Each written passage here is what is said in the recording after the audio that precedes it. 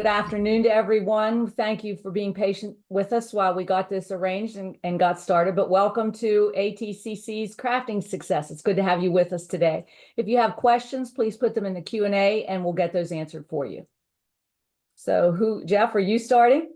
I'm going to start, Diane. Thank you very much. And again, everyone, welcome this afternoon. Thank you. Apologize for a couple of minutes of our technical getting ramped up. It takes just a little bit to get these things moving, but hopefully it'll go pretty fluidly at this point. Again, thank you for coming back to our session 2 our webinar series of perhaps 4 or 5 if we're fortunate, and they go well. If I could just take a couple of minutes to give you a little bit of housekeeping. As Diane mentioned, we'll be taking questions and answers, providing answers toward the end of the program. There'll be time for you to get those questions answered, but throughout, please take any questions you have and put them in the chat. That's the way we're going to receive your questions, and then the way we'll address them or answer them.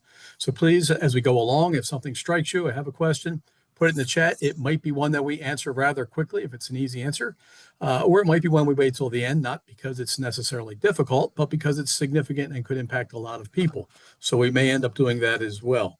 And Jeff, excuse me, Jeff, it is the Q&A, not the chat, the Q&A. Oh, I'm sorry. Is it a Q&A box? Is that what we call it here? Yes, the chat is disabled on my webinars. It's the Q&A. Oh, okay, Q&A. So there, I thank you. I apologize. We use a different format routinely, but I see there as one of the options Q&A. So thank you very much, Diane. So everything I said about chat still stands, except put it over in Q&A instead of chat. And we'll be happy to answer your questions toward the end of the program. So I may need a couple of course corrections along the way as we move forward, but thanks for that, Diane. And again, everybody, welcome. We talked, back at the end of January about our 3-tiered system, and that was just a general overview of the alcohol industry in the state. But now it's time to meat and potatoes discussion, have these discussions. It's a chance to learn what the different tiers are, and today's going to be the first tier, the manufacturing tier. Before we get into that in detail, Mike, if you'd advance a slide for us, just a very brief overview of where we were. And kind of already did this part. We can go ahead, please, to the next slide, if you would. And I apologize, Mike, if you'll back up just one, just to let people know. If the manufacturing is your thing, you're going to learn a lot about it today and have maybe a leaping off point and understand what you should do next.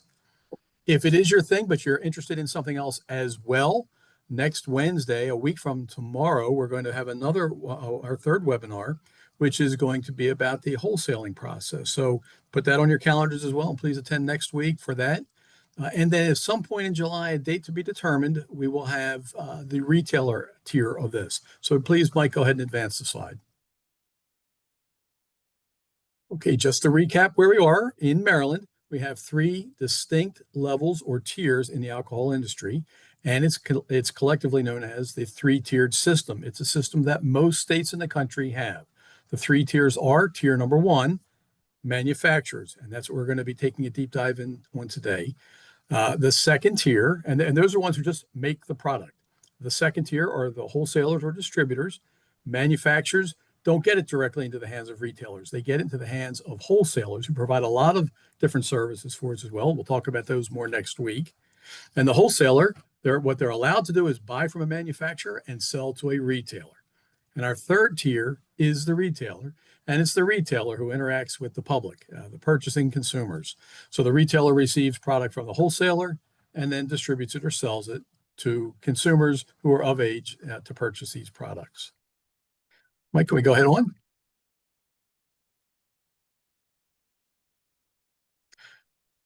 So we do a lot of things here at the ATCC, and we're really going to hone in today, as I mentioned, on just the manufacturing element of what we license and what we regulate. We're going to go through the process of what we do, how we license it, how we regulate it, how you get started, how we can help you and what we can do for you, how we help your businesses moving forward, which is going to include not just licensing and regulation, but enforcement. We'll talk a little bit about that, not to frighten anybody, but you're going to find, I think, that our enforcement crew is really an excellent crew to help you succeed and to keep certain that everything is fair and level as you move forward in your businesses. So in our licensing, really the whole reason the ATCC exists is to license and regulate businesses, our entrepreneurs. We exist to license, in this case, our manufacturers to do what we can do to keep them healthy and thriving, to create a framework for them to operate within, and to make sure that everybody adheres to that framework. That's our role. And all at the ATC, everything that people at the ATCC do, work to support the division that is largely responsible for licensing and regulating and conducting research. Andrew Waters is the director of that division, and I'm going to turn this over to Andrew in just a couple of moments to go over what it is his division does and to introduce you to some key players within his division, and hopefully for you, put some faces and names together so that as you go through the process of perhaps applying to become a manufacturer in the state, you'll have a sense of who it is you're talking to and what anybody might need. So at this point, Andrew, would you please jump on and introduce your team and kind of walk us through the whole process of getting a license? Sure, Jeff, absolutely. Good afternoon, everybody. I believe we've got some technical difficulties here, but essentially our division is responsible for all of the regulatory and licensing here in the state of Maryland, as well as outside of the state. I thought I'd be able to get in. Well, I made you. Luckily, I've got a wonderful team here. My section manager, Aaron Smith, who is unable to join at the moment. Our assistant section manager, Ben Green, and of course, our lovely licensing and research team, which I believe we can actually see on camera here. Alex, Amanda, go ahead, introduce yourselves and the team. Yes, my name is Alex Ladelier. I am the licensing supervisor for the ATCC. On my left is Norma, and on my right is Jordan. They are two of our licensing specialists. We are in charge of that first application you send in to start your manufacturing business. We'll handle that, and we'll also handle all subsequent renewals and making sure that you're in compliance with your license as you continue your career in manufacturing in Maryland.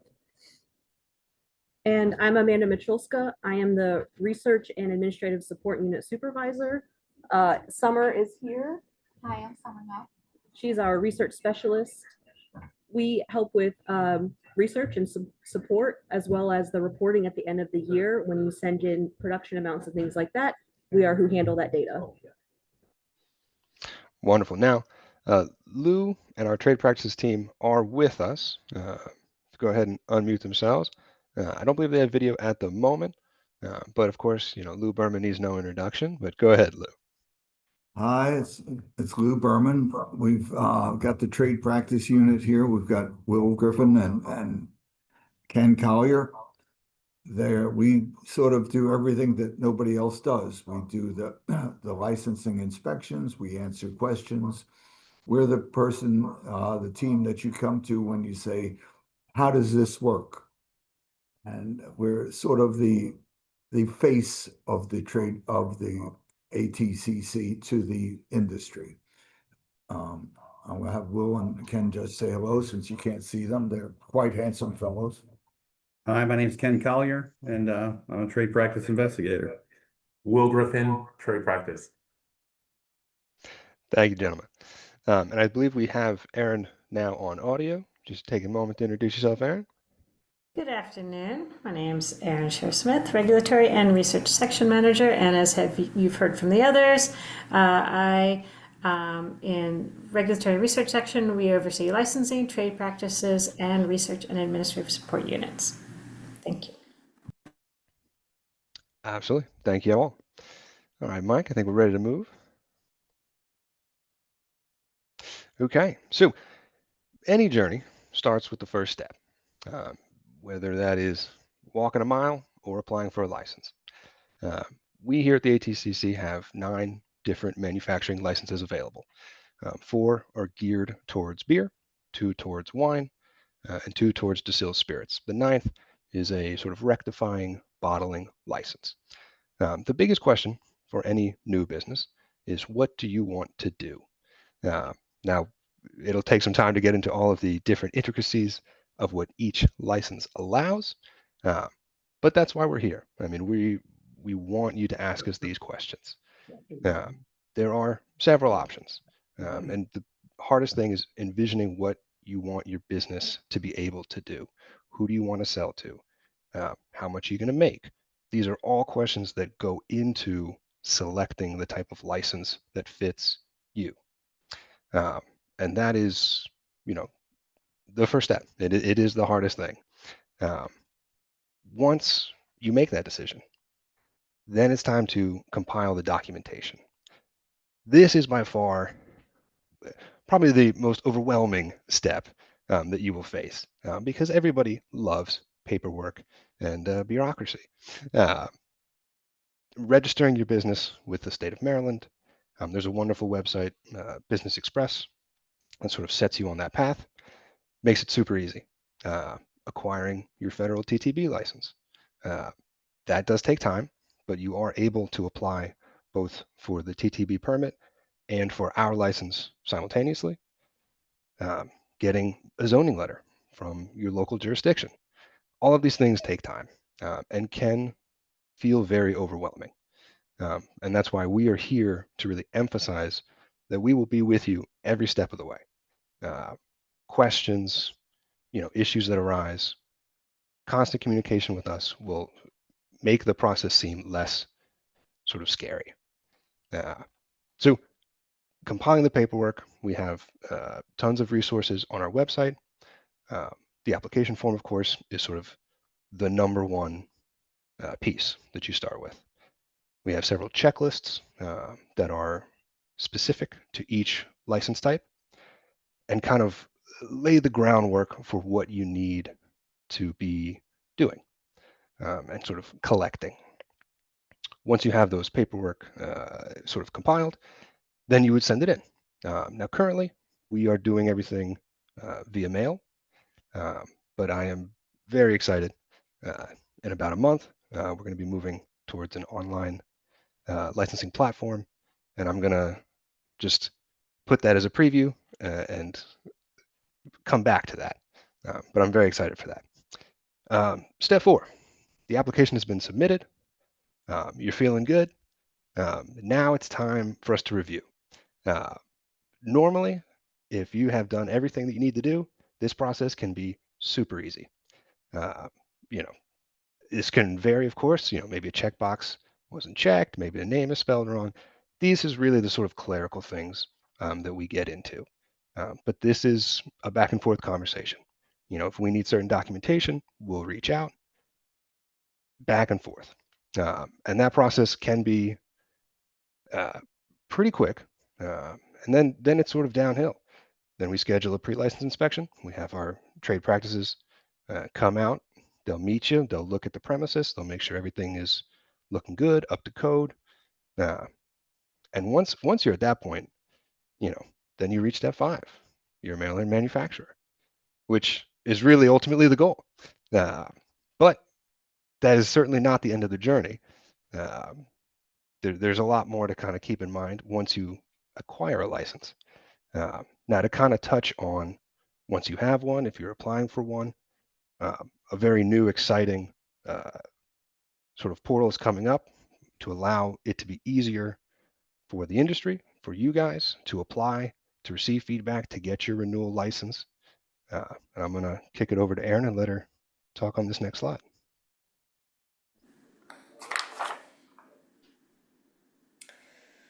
So beginning May 1st of this year and throughout the month of June, we will be implementing key changes designed to modernize how you interact with the ATCC throughout the licensing process. This will occur in several phases. One of the most important updates is that we're moving towards a fully online experience with Maryland One Stop Licensing Portal, where you'll soon be able to submit applications and payments entirely online. This upgrade means faster processing, fewer manual steps, and a more convenient experience from start to finish. This process will also make it easier to follow all of the necessary application steps that Andrew talked about, including uploading the required documentation. Each license has a customized workflow and mandatory documentation upload list to get your application fully completed the first time, rather than guessing whether you're using the right checklist and sending in supplemental documents throughout the process.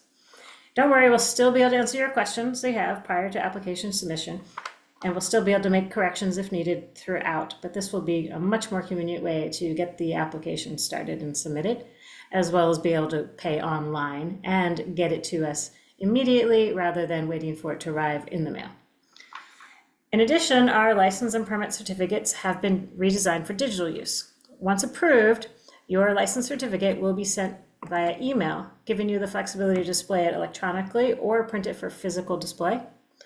This shift eliminates delays and streamlines the entire process, greatly reducing the time it takes to get the new license in your hand. Keep in mind that while the format is flexible, certificates must still be presented upon demand and displayed or kept on file at the license location. So I think this is a pretty exciting milestone in our overall modernization and simplification efforts. Okay, great. Thank you, Aaron. So what happens next, right? You've got your license. What does that mean? Well, having a Maryland manufacturing license allows you to do quite a number of things, but it also opens the door to sort of expand your business and do things that perhaps you didn't realize you could. Maryland manufacturers have the ability to acquire a self-distribution wholesale license, which means you can sell your own product without going through a wholesaler. Perhaps you want to sell directly to a retailer. You have that capability as long as certain requirements are met, of course. But it allows you to take your business and do things differently. You can also direct deliver to consumers, again, with all the requirements being met. But these are different avenues that you may not know that you have the ability to do. Now, Mike, you hit that for me. Right now, we have about 350 Maryland manufacturers within the state. And for new businesses, primarily, we always have to emphasize there is a sort of alcohol excise tax component that we recommend contacting the Comptroller of Maryland to kind of get the full scope of that. We can, of course, sort of point you in the right direction, but that is a big component of being a Maryland manufacturer. Once you have the license, is making sure that you follow all of those necessary rules. This is actually a pretty big day for us. Our Maryland manufacturers renew May 1st, of course, a couple days from now. So every year, make sure you get your paperwork in on time. It's always a big sticking point for us, just to make sure we're getting everybody where they need to be. Go ahead, Mike, hit that. And this is the big piece, is understanding the rules and responsibilities. Our trade practices team is wonderful. They're going to be with you on site every step of the way, obviously through the pre-license inspection. We hold sort of new licensee meetings where either you come in or sort of via Zoom. We have those conversations of, okay, this is the license you want.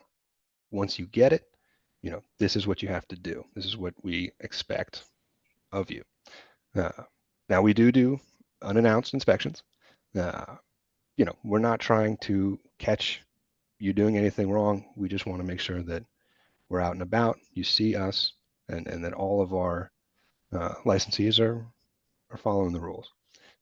But always contact us, speak with us. We'll actually go ahead, Mike. We want that communication. I will spare you all from trying to listen to me butcher this Latin phrase. But it essentially translates to, ignorance of the law excuses not. We've all been in this situation before. I'm sorry, officer, I didn't know I was speeding. That unfortunately does not fly. That's why it's very important to be transparent. A lot of the folks that we deal with, there's no malicious intent, right? They're not trying to skirt the system. A lot of times they just did something they didn't know they were not allowed to do. As long as you're honest with us, you let us know what happened, we can get through it. It does happen, but we really want to limit how much it happens. So that's really it. We're here to work with you. We want that communication. We want you to reach out to us and give us that feedback. Anything that we can do to make this process easier for you, that's our goal. That's why we're here. Jeff, kick it back to you. Thanks, Andrew. And hang loose for just a second, because I kind of want to go over a few things you just mentioned to provide a little clarity if I can. And Mike, in the meantime, would you go back 2 slides, backwards 2 slides, please, if you could?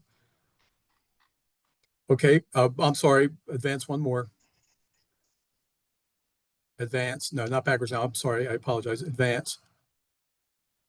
Advance. Advance. Advance. Advance. No, we're going the wrong Going direction. the wrong way, Mike. Yeah, we want to go. I want to advance. While I'm saying that, let me clarify something. I'm trying to get to the page with Will and Lou on it, the photo. We talk about TTB. Just let everybody know what that is. That's the Tobacco Trade Bureau for the federal government. That's somebody you must get a license or a permit from. We will license your business in Maryland, but you, in order to conduct any alcohol business in the country, you have to get a permit from the federal government. It's not necessarily a difficult process. It can actually be a very simple, easy process and can be done relatively quickly. You must have that in place before we can issue a license. However, you do not have to have it received in order for you to apply with us for your license. So I guess my point is you can apply for both things, your federal TTB permit or notice and your Maryland state license or permit at the same time concurrently. It's just so that when it's all done, we need that TTB registration, but that is not a problem. But you do need to you should do both at the same time just to save you a little bit of extra waiting. And I have to address a point of irony here, Andrew, which is why I wanted this picture up.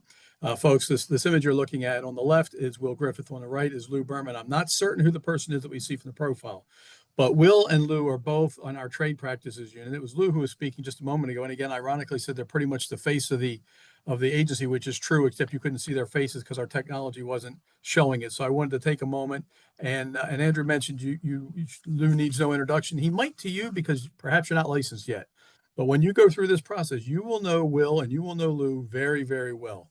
You will deal with them quite a bit. They're very friendly, very helpful. We will take you by the hand and walk you through this, what appears to be difficult at times, process. We'll walk you through it. It is just not that tough, people. It's just not. So don't be discouraged by that. There are other types of business licenses you need to get through the state. We'll help you with that. We'll guide you in the right direction. So we'll help push you in the right direction, or point you, I should say, in the right direction to get things done. And all of them can be done relatively quickly, including our license. And if you wanted to do something tomorrow, great, send it in by mail. But I'd advise waiting until June 1st when you can do it online, because when you're applying online, you'll get real-time feedback. If you did something incorrectly, if you didn't provide a certain amount of data that was necessary, the system will stop immediately and tell you immediately so you can fix it, as opposed to mailing it in to us. And then as we're reviewing it, we contact you back, email, phone call, and say, hey, we're missing something. That can take a while. But this online portal processing could really expedite your ability to get a license quickly. So I wanted to at least make mention of that. And throughout this whole process, and I think Andrew explained it very well, you can speak to a human being.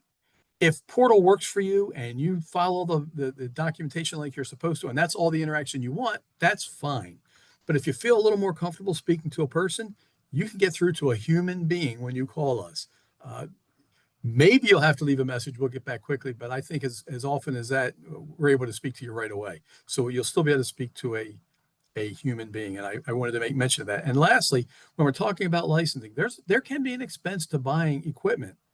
And I don't really want that to be a barrier to you. So in the realm of manufacturing, when we think of that, we think that you have tanks for brewing, that you have an ability to crush grapes and fruit into juice, that you have an ability to distill spirits, and perhaps you do, and you have the means to do all of that. But if you don't, there are a host of different provisions where you can connect with another business and you can borrow equipment or contract certain services with them. So there's just a lot of options. Don't be dissuaded by maybe what might seem like a huge event to try and even get set up in business. There are ways to help you get started and to really move along until you get to the point where you feel like you're self-sufficient. So Andrew, is that fair?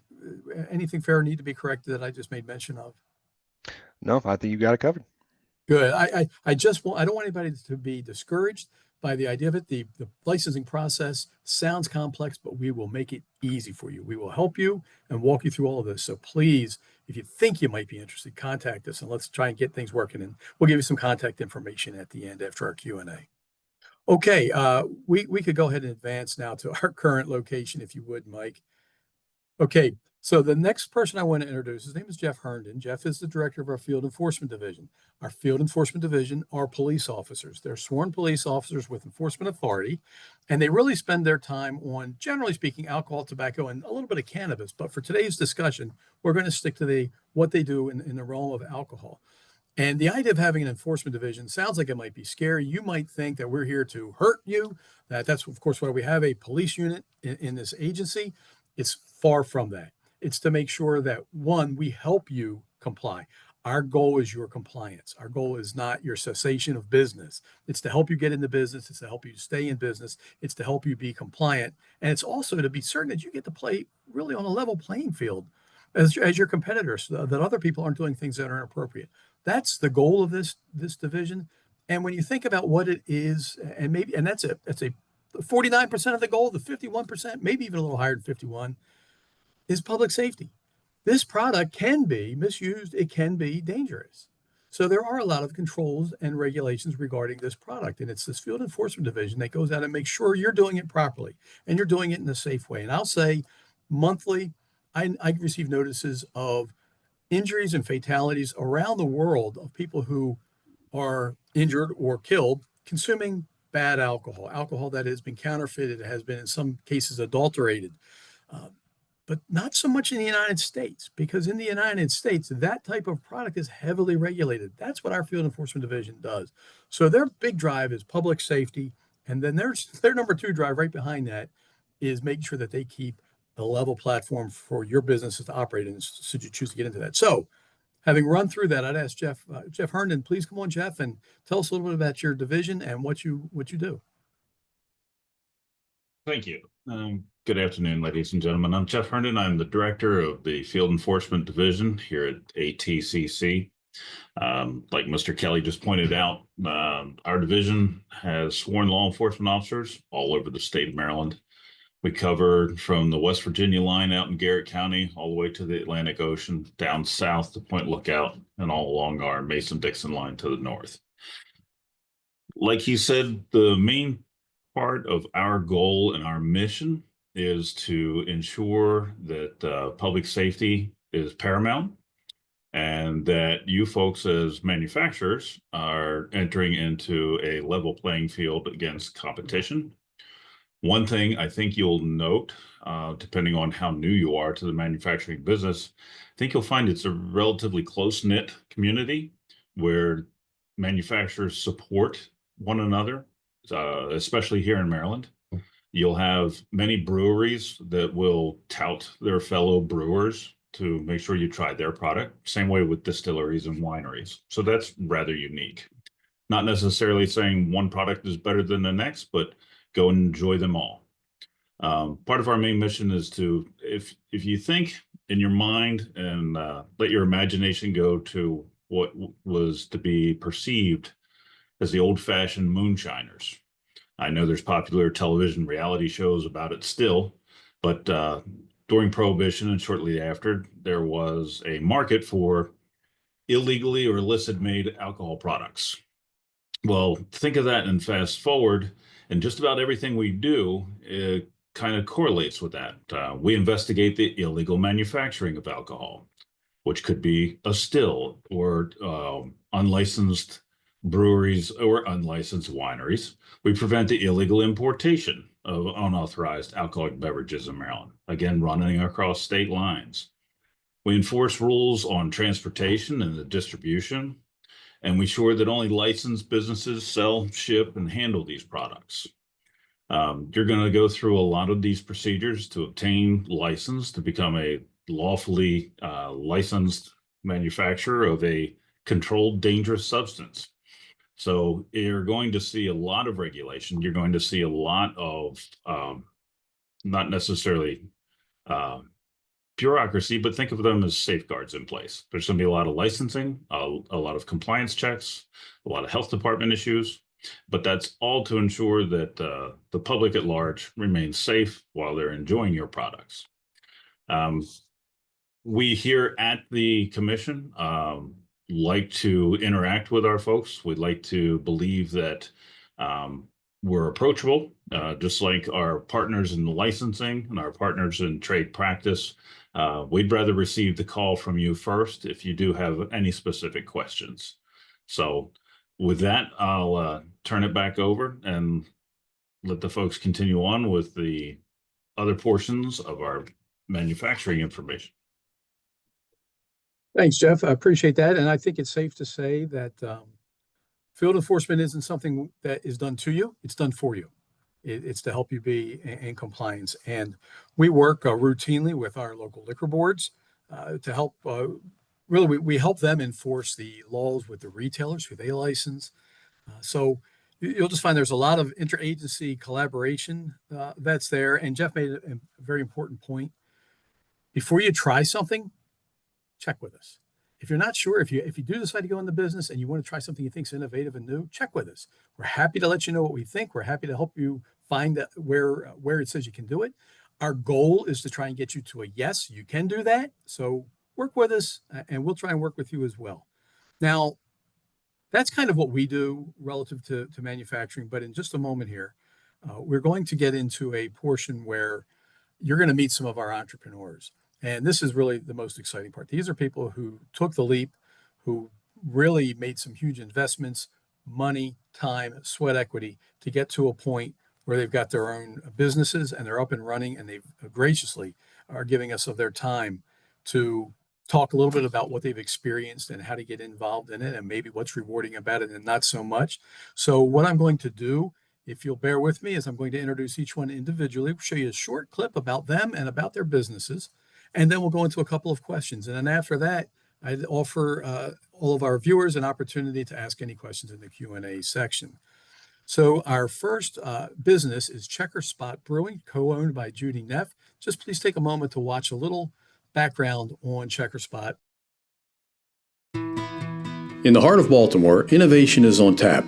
Meet Judy Neff, scientist, brewer, and entrepreneur, crafting community through every can. I started homebrewing about 13 years before we opened the first location, and it was actually while I was in graduate school doing microbiology.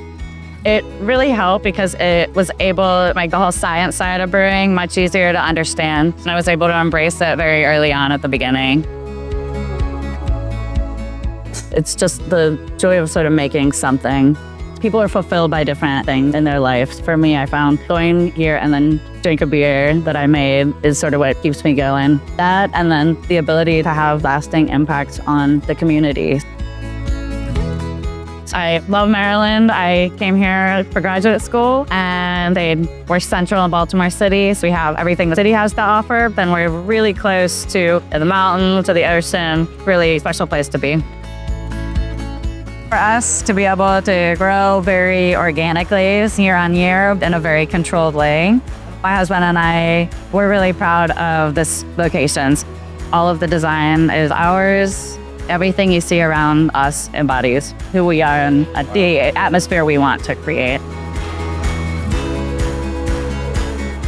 Yeah, so we are really on the ground floor in this Baltimore entertainment district. We're a fixture here, and there are a couple newer breweries that have opened up around us. We're all hoping to sort of be part of this sort of destination that brings people to South Baltimore and into the city. Judy Neff and Checkerspot Brewing are just one example of the innovation, community, and craftsmanship shaping Maryland's alcoholic beverage industry.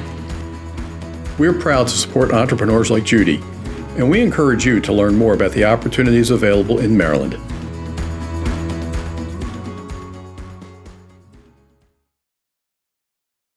So that's Judy and that's Checkerspot Brewing. And I have to say, if you don't know where they are, and they make terrific beer, by the way, they're right here in Baltimore, a stone's throw from our office, but even a smaller stone's throw from the stadiums and ballpark. So it's a place where you can enjoy beer. So before the game, and perhaps afterward, and maybe only have to park one time. So Judy, thanks a lot for coming in today. Really appreciate that, for participating and sharing some of your experiences. Can you tell me, was there a moment when you knew you wanted to start a brewery? Was it a time when you just were enjoying a pint maybe? Perhaps you had a hobby of home brewing, or was there something else entirely that got you started? Yeah, I actually went on a brewery tour. So it was as innocent as that. Went on a brewery tour. I just had a really amazing experience and yeah, just thought it would be something that would be fun to try. Starting sort of as a hobby. I came home and went to Maryland Homebrew down in Columbia and got one of those, kits to start making your own beer on the stove in the kitchen. And sort of went from there. So sort of built it up more and more, going to using all grain to sort of get a 3-pot system, and sort of got out of control. There were about 8 taps in the basement before we opened. Well, and you have such a really fun looking place today, and great parking, I should say, as well, which is nice. And it's kind of interesting. So it wasn't a pint or a hobby or something else. It was everything else. It was all of those things. And with your background in science, and you have a strong connection to science and sustainability, how do you think your background helped shape your vision? It was sort of nice. I got my PhD in microbiology at Hopkins, and it's sort of the science side of brewing. It was sort of much easier for me to get into that, to sort of understand, what's going on, why you're doing what you're doing. So it sort of made that science side of brewing much more, it's easy to understand for me. So I think that really helped. Yeah, and I'd say that now, having started up a business here, and there's a lot more. Actually, I would just say this: getting your license from us is the first thing, and it's almost the no thing. It's everything after that that's really all the work and putting in the business. We're just the first step to get you to really get to a point where you're allowed to do that. But looking back at your experience and having heard what Andrew described as going through the whole process, looking back at your experience and with getting a license and setting up your business in Maryland, what is it that you wish you had known before you got started? What would have been helpful to you? I mean, everything that you guys are doing now is huge. We opened about 7 years ago, but we started this process about 8.5 or almost 9 years ago. And so there weren't these nice online systems set up, and there was no one resource of like, how do you start a business? Whether it's Baltimore City, Maryland State, federal, and sort of I feel like the resources have gotten a lot better for people to access. So yeah, I wish we had sort of had that. But yeah, it's I think it's the biggest thing is going in with your eyes wide open and do your research before you just jump into it and say, oh, it'd be cool to open a brewery. It's a business. It's very cash intensive. It's very hard work. Very, for me, great rewards. I don't regret it. But definitely, I think people have trouble when they don't go in with their eyes wide open and prepared. And I just have to ask you this because I just think it's kind of cool how names come up. Can you just tell me very quickly about the name Checkerspot, what that means? Oh yeah, the Checkerspot is the Maryland State butterfly. So that's where we got our logo from too, with the sort of pint glass body, the hops, and the grain. Fantastic. Well, thank you very much, Judy. And please stick around because we'll be opening up for questions and answers very soon. So, okay, moving on to our next presenter, our next guest. We have a winery from downtown Laurel, which is so cool. And actually, her vineyards are just outside of Laurel, but her winery itself is in Laurel. At Cleopatra Winery in Laurel, Maryland, Ifeoma Onyia is blending heritage, vision, and heart. What began as a childhood dream is now something much more, built with purpose, shared with pride, and containing a story in every bottle.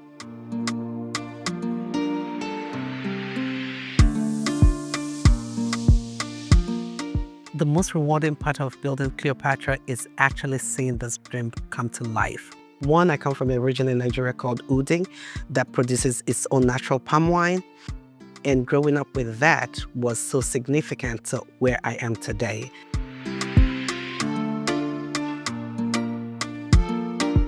I've always infused my culture in it because it's just a story that I like to tell. It's a work of love, it's the passion behind it.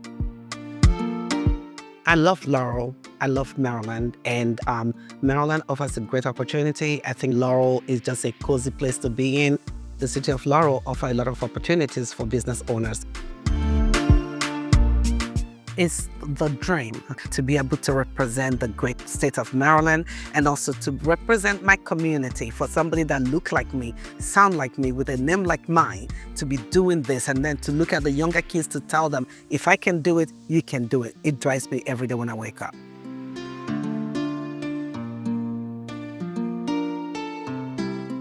Owning a winery is telling a story, the story of how you plant the vines, the story of how you actually cultivate the vines, how you harvest the fruits. What is it representing to me? What is this outcome? The smell, the grape behind the wine, what does it remind me of? And that's how the names come. That's how the stories come. Ifeoma, Onyia, and Cleopatra Winery are helping to expand what's possible in Maryland's craft beverage industry. We're proud to support entrepreneurs like Ifeoma, and we invite you to explore what's possible in Maryland. Ifeoma, hello and welcome. Glad to have you here today. Hello. Hi, everybody. So meeting you last week was amazing. You have a beautiful location. It's just very well appointed. It's a very inviting place. Also good parking right in downtown Laurel, which is so neat. And you get to come down that beautiful Main Street. You are such an accomplished person already before wineries. You took a bold step in entering this industry. What inspired you to start your own vineyard and winery? It was a childhood dream. It actually started from a conversation that I had with my late father when I was like 8 years old, and having that conversation and talking about the fact that we produce palm wine, and going to England and drinking the grape juice or the grape wine was the correlation between the two. And that drove me all these years, and I kept on doing research upon research about this, and it got to the point that I said, okay, this is the time for me to actually jump in and start this. Well, I'm glad you did. And I just have to take a moment and comment on your name. First, I will draw people's attention to your middle initial. Having said that, I will now draw attention to the name of your winery, the name Cleopatra. It feels very powerful and very intentional. What's the story behind your brand identity? So Cleopatra is my middle name. Is a name that my parents gave me when I did my confirmation. I'm Catholic, I'm devout Catholic, and I think that the significance behind that name and the power behind that name just didn't give me the opportunity not to start looking for any other name and just go with my name, because I can stand behind that. That's a great reason, and it works out very well. It's very nice. So you're a relatively new winery, somewhat new. Can you tell me about your experience in navigating our whole permitting, licensing process? I know it can be difficult. Did you have any hurdles that you kind of didn't expect, and maybe how you figured out your way around them? I had a lot of hurdles getting started. Just like Judy said, I wish there were some things that I wish that I had known. One of them being the fact that I could pick up the phone and call your offices and talk to real people to answer the questions, instead of trying to ask different people that didn't have the right answers, because I got kind of mixed messages at some point. And but knowing that, if I had known that then, it would have made the whole my life a lot easier. Also, how to navigate through the TTB website. But with that, I called them and they kind of cleared out a little bit of things for me. So those are the things that that I wish I'd known then. And I appreciate you saying that, and Judy as well. I appreciate that you're making mention of that, because I think people see regulators and licensors as just kind of processors, if you will. And we want to be a lot more to that. You provide a service to our state and to your communities. We want to provide that service to you and to any potential entrepreneurs. So I appreciate you reinforcing that.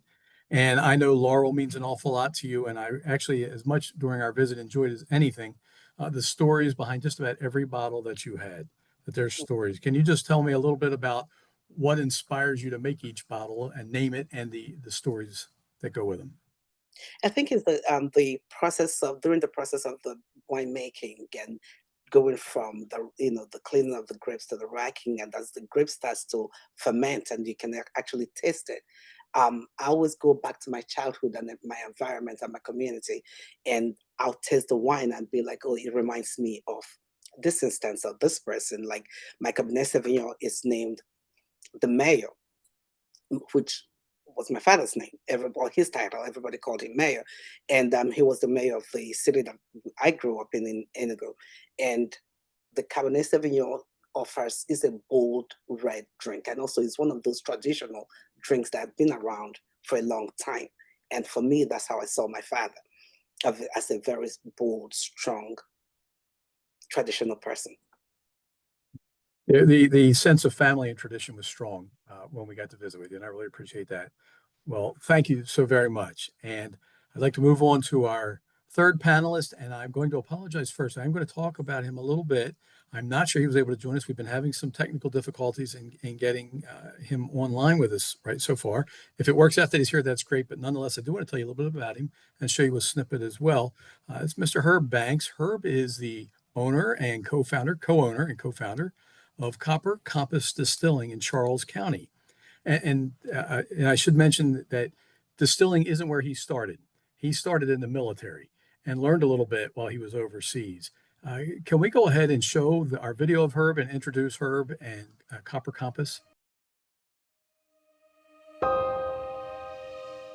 From service to stills, Herb Banks has charted a new course in Maryland. What began as a skill honed during military service has grown into a mission. Copper Compass Distilling, where tradition, service, and vision come together in every bottle. Copper was the original material that was used to manufacture whiskey. So I wanted to pay homage to craft distillers before us. Compass came from the world's finest Navy, and I wanted to pay homage to the service I committed my life to for 23 plus years. So Copper Compass.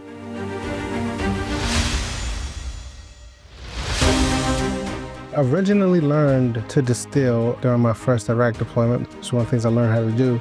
I became fascinated with the fermentation process. Thereafter, I just brought it home and practiced a little bit. And during that time, my cousin April and I were discussing the possibility of turning it into a business. We started talking about generational wealth, paving the way for the next generation behind us. And we were both pretty passionate about that. So Copper Compass became a thing as a result. It's the highest honor next to serving my country. I get to serve the state that I reside in. This is a Maryland-made product. I do it by hand. It means a lot that I get to manufacture and provide a quality product to my fellow residents of Maryland. So it's an honor. Yeah, I appreciate it. It's a responsibility. It's just like local residents, because we need each other to thrive as people within the community. And we want to provide you those different opportunities for you to enjoy yourself, so you don't have to drive all the way into DC to go enjoy yourself. Allow me to educate you on why I chose to make rum, because rum has a past. As an African-American man, if I am going to manufacture spirit, yes, I would love it to be the spirit of my people. And the variant of rum that I manufacture here is, in fact, the spirit of our people. Herb Banks has turned discipline and dedication into something lasting. A business rooted in service, community, and craft. Copper Compass Distilling is more than a distillery. It's a Maryland story built to inspire the next generation of makers. We're proud to support entrepreneurs like Herb who are building something meaningful for their communities, and we invite you to explore what's possible in Maryland. So again, I'm sorry, I don't think we've been able to connect with Herb yet, still to get him online today. If he comes on while we're talking, I'm happy to bring him on. But I'll just say we were there last week to meet with him. He's got a fascinating story. As he mentioned, he was 23 years in the Navy. He's been all around the world. And he made mention that he learned how to distill during downtime when he was overseas. And I think he said he was in Iraq or Afghanistan, and there were just some downtime when you needed something to pick up. And he learned how to distill and learned how to ferment and brought that back. And then discussions with his cousin, April, who's a pediatric dentist, was, why don't we try and move forward with this idea? You learned the skill while you're in the military. Let's go ahead and move forward with this. It was really important to him after 23 years of serving his country, which came through so much in the conversation, how much he was honored in serving us.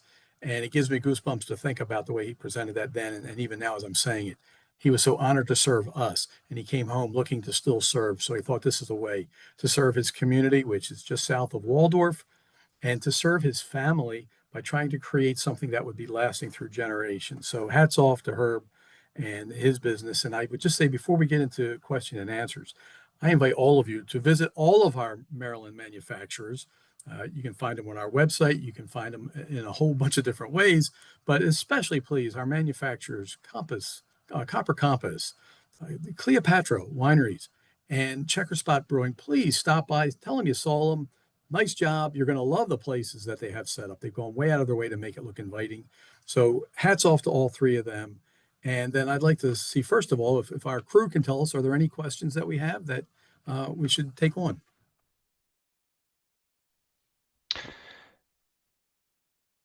Hey, Jeff, I think we do have one, and that comes from Chance. Question is, in the first webinar, is it possible to get those slides, or doing the future webinars suffice? Yes, I think we can get you a copy of those slides for sure. And of course, we encourage everyone to come to our preceding webinars. Thank you. Are there any other questions or thoughts? That's pretty much it. I'll just say we'll make a couple of last questions here, perhaps internally, and if anybody else has them, please do send them in. And now's a great time to speak to the people who actually do it. We license you, we'll regulate you, but if we knew how to do the businesses, we'd be on that end. So it's really Judy and Ifeoma that can help you more than we can. But what I'd say to both of you ladies, do you use Maryland product generally speaking, or do you go outside and look for something else? Judy? Yeah, so we use some local malt for a couple of the beers. So basically, a farmer grows the barley, and then there's a whole separate profession that's called a maltster, and they buy the malt from the farmer, and then they buy the barley from the farmer and turn it into malt, which we use. So I won't go into detail, but it's basically germinated and then sort of kilned at different temperatures. So that's sort of how we can make our beers, sort of the different colors, where you can get, almost completely black stout or a very, very light Pilsner. It's sort of how the maltster's working with the grain. So we have a couple local maltsters here in Maryland that we work with. So one's called Bear Branch, and then the other one's called Chesapeake Malting up at Hopkins Farm. They also have a farm brewery. So we have a couple beers we do each year that are 100% local ingredients. Same goes for the hops. There's a few sort of local hop farmers, still, sort of very small. So we get our hops personally from Black Locust, which is up in northern Baltimore County. And then obviously we use local water, but the yeast as well. Sometimes we get some of our yeast from a local, call me yeast wrangler in Virginia, in Northern Virginia. But so yeah, we try to use, local ingredients for some things. When we add fruit to our beer, which is not super common, but actually tomorrow I'm going to pick up some strawberries and blackberries from Emily's Produce out in Cambridge, things like that. So we try to support, local ingredients where we can. But, a lot of big manufacturers, for the amount of product we need, and the variety, we go elsewhere, sort of Pacific Northwest, and sort of the, heart of America, for grain, where all the, grain fields are. Well, that's pretty neat. I remember just on our visit thinking what a trendy place you have, first of all. It's just very cool and very fun, but also interesting. You're bringing some local product in for sure, and others, but then you have output, which is your spent grain, and that becomes feed for livestock as well. So it's just a full cycle, it seems like, which is just kind of a neat story. And back to that sustainability idea. Ifeoma, you clearly know what it's like to use Maryland product because you have it growing on your property, which I was delighted to come and get to see that as well. But can you tell me, you built your place, your tasting room is built downtown in Laurel, again, a beautiful location. What do you, when you're thinking about building out, what are you trying to do what are you trying to reflect by way of identity and purpose for that location? What do you want people to know when they come visit your room? So the testing room, I don't know if people know, is actually located in the art district in the historical city of Laurel. So I want people to know that everything, all the artwork that we have on the wall reflects the area that we're in, also reflects my heritage. So everything that we do is to embrace both my culture and the state that we live in. So But all our grapes, everything that we do are all Maryland produced. Well, that's fantastic. Well, before we check to see if I see a couple other questions in, so we'll go to that first. I think there are anyways. Andrew, is that correct? Indeed. We have another from Chance here who says, I'm a home brewer looking to make beer outside of home. I've ran into a few brewers and I hear the term contract brewing. What is contract brewing? Are there other ways to brew? Also, any pros and cons to having a brick and mortar brewery compared to sole distribution? Contract brewing is a way for maybe smaller breweries without the equipment to sort of pair with larger, more established breweries to create a product. There are certainly many ways to go about this. We'd be happy to kind of take this offline, perhaps talk about your business and what you hope to achieve, and kind of go through some avenues that might work for you. If I could, just to build on that a little bit. Thanks, Andrew. And Chance, and thanks as for the far question. as, and then I think we have another from Michelle. Let me before you get to that, Andrew, let me just add something on with Chance, if I might. Just to say, contract brewing is a great way for a small business to start developing before you can put all the money into the equipment, which can be very expensive, as I think all of our manufacturers would tell you.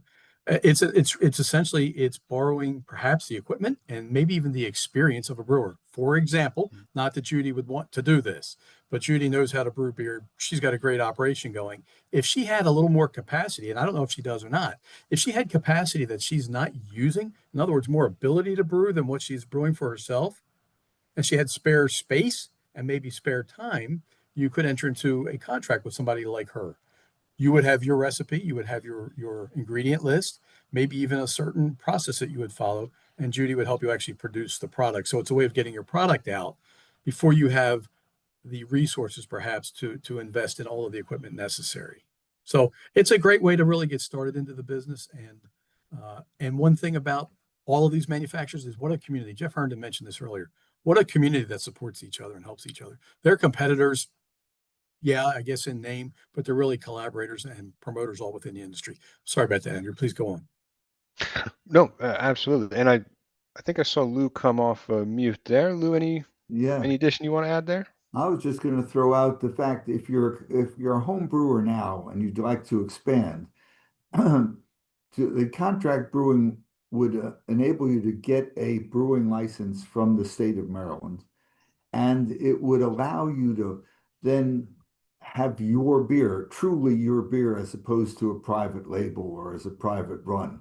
So you could put your name on it. You could put a picture of your mom on there.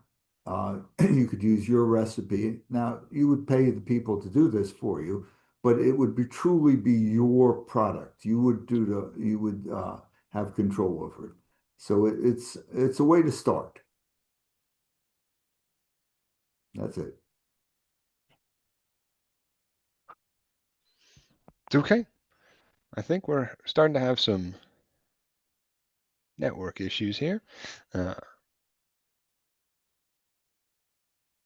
Jeff, you still loud and clear? Yeah, I can hear you. I can hear you. Go ahead. Okay, great. Yeah, let's. I could read the question, Jeff. So we have a question from Michelle Resig. I hope I'm saying that right. She's asking, how many acres of vineyard do you need in order to open a new winery in Maryland? Or can you start by sourcing ingredients and expand to plant vines later? Another good question. Well, there are two different types of winery licenses. One is just a production winery. That's our winery. That's our class 3. And then there's one that's a little more restricted. It's a limited winery. It's a fairly inexpensive license to get. There are some limitations to it, but they're actually great for startups, especially. And I'd say we have more limited wineries in the state than we do production wineries. And you have to have, I believe it's 20 acres under viticulture, and or I believe you have to be using majority Maryland juice from Maryland fruit, which maybe you're getting from wine growers or somebody else. And Lou, can you flesh that out just a little bit more, or Andrew? Sure, you're right about that. A winery with 20 acres you're a straight winery, you make wine. If you don't have 20 acres under cultivation, doesn't have to own it. You just have to have it under cultivation or under contract. Then you have to use 51% Maryland agricultural products. So it doesn't necessarily have to be grapes. It could be apples or pears or dandelions or whatever that you're making wine from. Each year, the Secretary of Agriculture has given an exemption for it. So this year, we're just fine for another year. But that's what it is. You would have to either have 20 acres or use 51% Maryland agricultural products in your wine. Thank you. And Ifeoma, not to put you on the spot, if you have anything to add to that, that's fine. If you don't, that's okay too. But if as from a practitioner standpoint, if there's any thoughts. Yes, my thought would be, so I think sometimes people misconstrue something, right? You can have a winery and not own a vineyard, but you just have to commit to purchasing those grapes from vineyards, and then you can use that to produce your wines. So if you're Excellent. in Maryland, like Lou said, you just have to make sure that you fall within the guidelines of the number of percentages that your grape has to cover coming from Maryland. Excellent point. Thank you. I appreciate you saying it. That so that's really making sure that you have 51% of your product starts as a Maryland product. Correct, and not go commit yourself financially to owning a vineyard, which is really difficult to own and operate. But just purchase the grapes from vineyard owners, and then just use it to make your wines once you get your license. Excellent. Thank you. All right, Jeff, we've got one more question here from Tiffany. Hi, I'm a home winemaker. I've been wanting to get licensed and be able to sell at wine festivals and things like that. I'm having issues with location for winemaking because my home isn't suitable. Tiffany, this is a common question because our licenses do require sort of proper zoning from your local jurisdiction. And sometimes for new businesses, it can be hard to find a location that you're able to invest in. There are potentially ways to get around that. And I hope I'm not lagging out here, but similar to contract brewing, we have other means for production, alternating proprietorship, ways where you can use existing equipment from an established manufacturer. So that may be one solution. But again, happy to discuss offline kind of your situation and what you're looking to do. Yeah. So for anybody who asked questions, or for those of you who didn't but have questions, contact us. We're going to give you some information on how to contact us. Contact us, and we'll work with you. We'll see if we can help you out.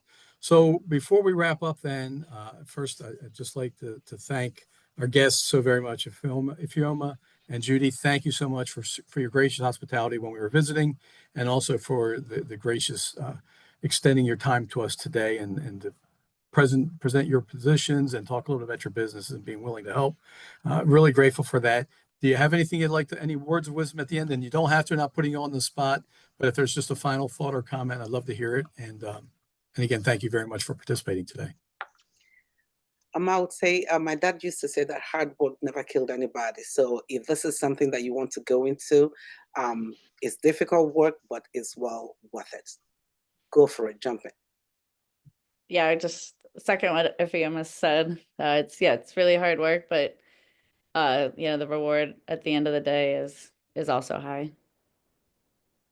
Well, thank you very, very much, ladies. Really appreciate you guys and appreciate your businesses. We're here if you need anything, phone call away, and we're happy to wheel you. So thank you very much. Appreciate that.